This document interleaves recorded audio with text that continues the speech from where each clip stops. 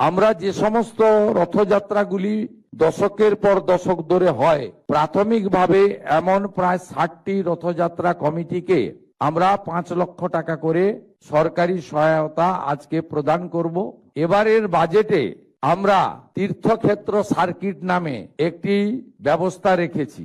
এর জন্য প্রাথমিকভাবে এই বর্ষে 1000 কোটি টাকা আমরা ধর্মীয় স্থানগুলিকে রক্ষণাবেক্ষণ, সংরক্ষণ, উন্নতি করার জন্য 1000 কোটি টাকা আমরা বরাদ্দ করেছি। আমরা এবারে শেওড়াফুলি থেকে তারকেশ্বর যাওয়ার পথে প্রতি 5 কিলোমিটার অন্তর অন্তর সেবা কেন্দ্র স্থাপন করছে সরকার, এবং তারকেশ্বর ধামে আমরা প্রায় 15 কোটি টাকার কাজ করছি। আমরা এবারের রথযাত্রায় সরকারিভাবে আমরা সক্রিয়ভাবে অংশগ্রহণের সিদ্ধান্ত নিয়েছি।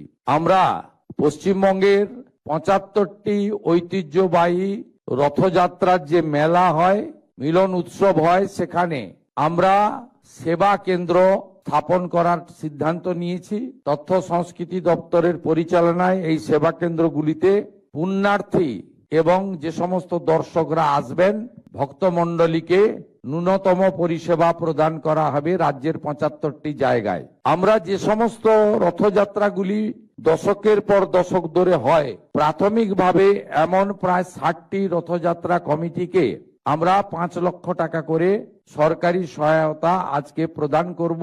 এটি আমাদের অংশগ্রহণ।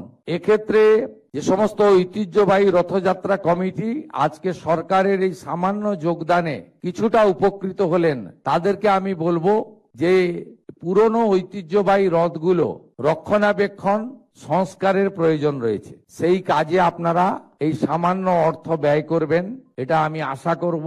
অনেক জায়গায় বিশেষ করে কাঠের নির্মিত রথগুলিতে সংরক্ষণের প্রয়োজন রয়েছে। আমি একটি জায়গা থেকে খবর পাই, অতএব সেটাতে আপনারা করবেন। ভবিষ্যতেও সরকার এই ক্ষেত্রে তার হস্ত প্রসারিত করবে।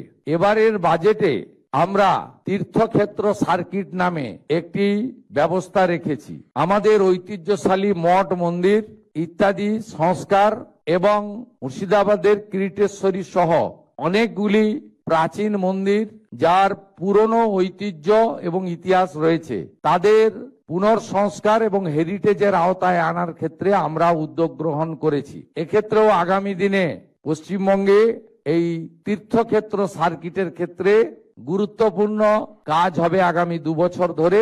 এর জন্য প্রাথমিকভাবে এই বর্ষে 1000 কোটি টাকা আমরা ধর্মীয় স্থানগুলিকে রক্ষণাবেক্ষণ, সংরক্ষণ, উন্নতি করার জন্য 1000 কোটি টাকা আমরা বরাদ্দ করেছি। এবারে শ্রাবণ মেলা, শ্রাবণ মাসে জলযাত্রীরা যান।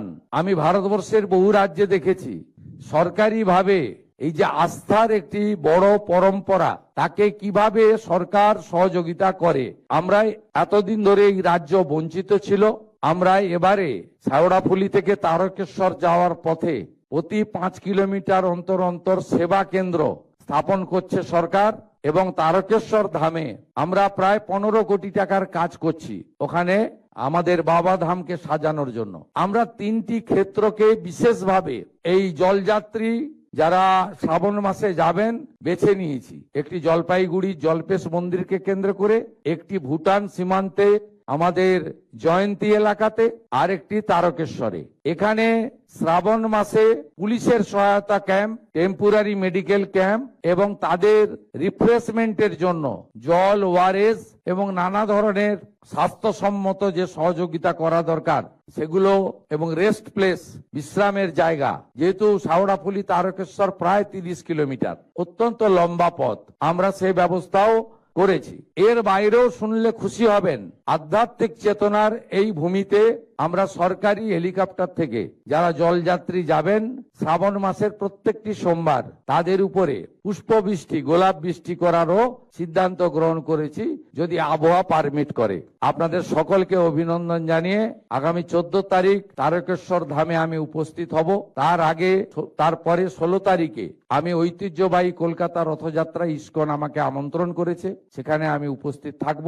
এইটুকু বলে সকলকে অভিনন্দন জানিয়ে জয় জগন্নাথ ধ্বনির সাথে আমার কথা শেষ করলাম। এই ঐতিহ্যশালী রথযাত্রা যেখানে হবে, আপনারা যদি সাপলিং অর্থাৎ গাছের চারা বিতরণের ক্যাম্প করতে পারেন, খুব সুবিধা হয়। আমাদের 75টি বড় রথযাত্রা উৎসবে সরকারিভাবে ক্যাম্প করছে। আপনি সৌমিত্র মোহন মহোদয় মানে প্রধান সচিবের সঙ্গে কথা বলে ওখান থেকে যদি জনসাধারণের উদ্দেশ্যে কিছু চারা বিতরণ করেন, শুধু ইউসি চারা দেবেন না, ইউসি চারাটা দেবেন না, ওটা মাটির পক্ষে ক্ষতিকারক। ফল গাছের চারা বিতরণে উৎসাহিত করুন এবং সমুদ্র তীরবর্তী এলাকার মেলাগুলিতে নারকেল গাছের চারা বেশি করে বিতরণ করুন, যেখানে বেশি বজ্রপাত হয়। ব্যাপকভাবে করুন। আমরা তো 7,20,00,000 গাছ লাগাবো ঠিক করেছি। আগামীকাল আমাদের অরণ্য সপ্তাহ শুরু হবে।